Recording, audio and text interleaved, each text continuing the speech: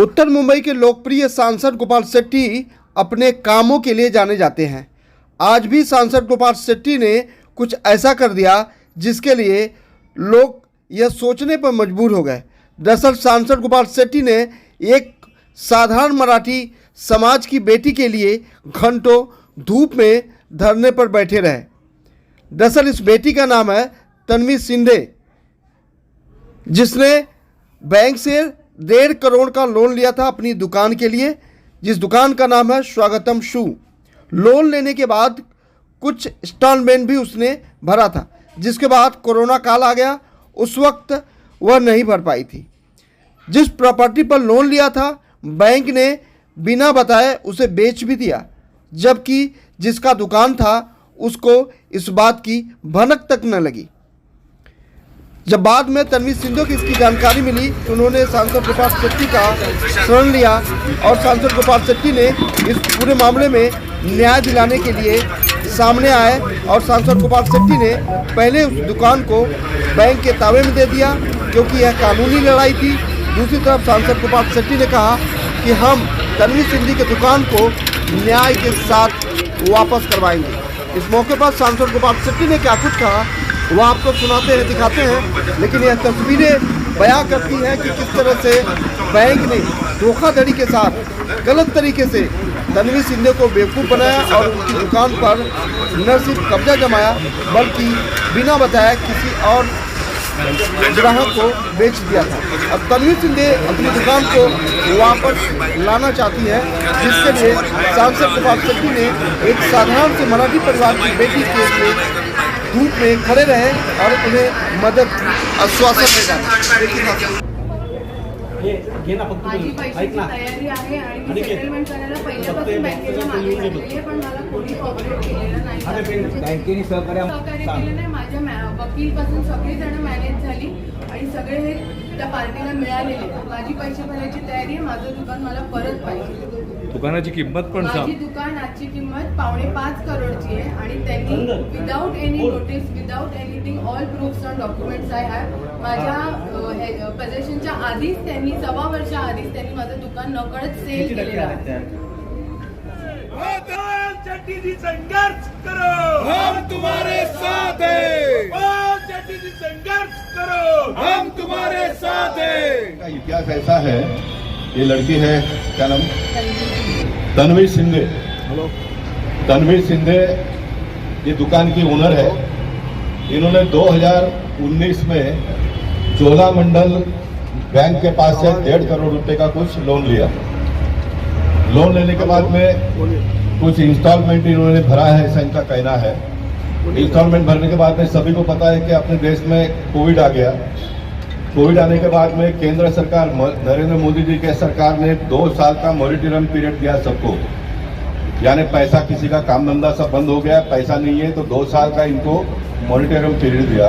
यानी 2019 में पैसा लेने के बाद में 2020 तक तो इन्होंने लोन भरा होगा।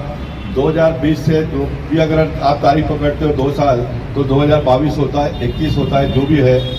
और ये बैंक के लोगों ने इनको डराकर घबराकर इनका जो माफ करना, वो वकील अगर अच्छा होगा तो उनका मैं सम्मान करूंगा बोली में सभी नगरजनों के सामने। लेकिन इनके वकील ने अगर इनके साथ में छल कपट गद्दारी किया होगा तो उसका सनद भी आने वाले दिनों में कैसा रहता है ये भी देखने का मैं काम। जो प्रोविजन है और जो प्रोसीजर लेट डाउन किया गया है, उस प्रोसीजर के बियॉन्ड या बहुत ही ज्यादा बियॉन्ड काम करते हुए बैंक ने पोजीशन लेने के पहले डिमांड नोटिस, सेल नोटिस के पहले जो कोर्ट से ऑर्डर लाना पड़ता है पोजीशन लेने के लिए, पोजीशन लेने के बाद में वो सेल नोटिस और फिर बाद में उसको सेल कर सकते हैं। तो ये उन्होंने 1.25 साल पहले कर दिया। बाद में फिर उन्होंने जाकर के कोर्ट के पास से परमिशंस लेकर के पोजीशन लिया है। और ये मैं कोई नहीं कर रहा हूँ, इसके बेसिस पे, पेपर के बेसिस पे बोल रहा हूँ। पेपर ये रिट पिटीशन है जिसमें जो ऑर्डर जिसके बेसिस पे आज पोजीशन देने की बात है, तो पोजीशन तो क्योंकि हाईकोर्ट ने बोला है तो हम दे ही रहे हैं पोजीशन, बट पोजीशन के साथ में हाईकोर्ट में जो पॉइंट आउट होनी चाहिए थी चीजें, वो अभी पॉइंट आउट करने के लिए मैं यहाँ पे हूँ। के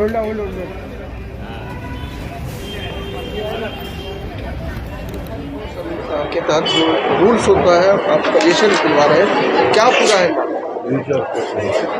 ऐसा है कि इसका हेडिंग ऐसा मैं कहूँगा कि ब्रीच ऑफ प्रोसीडिंग इसमें हुआ है।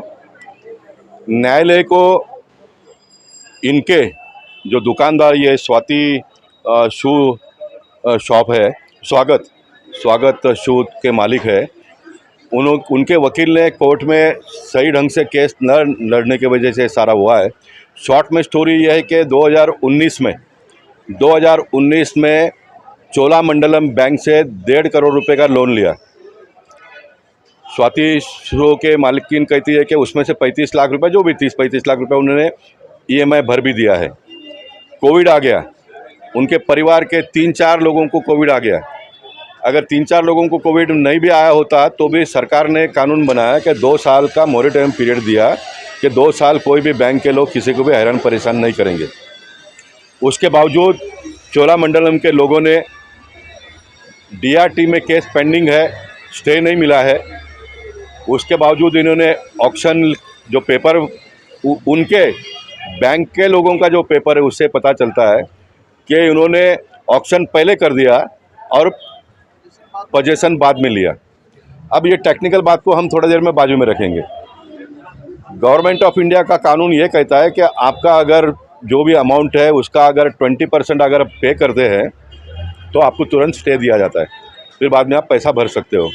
ये केस में 20% पूरा 1.5 करोड़ का 20% 30 लाख होता है। इन्होंने 50 लाख का चेक नहीं तो DD निकाला, इनका DD लिया नहीं गया।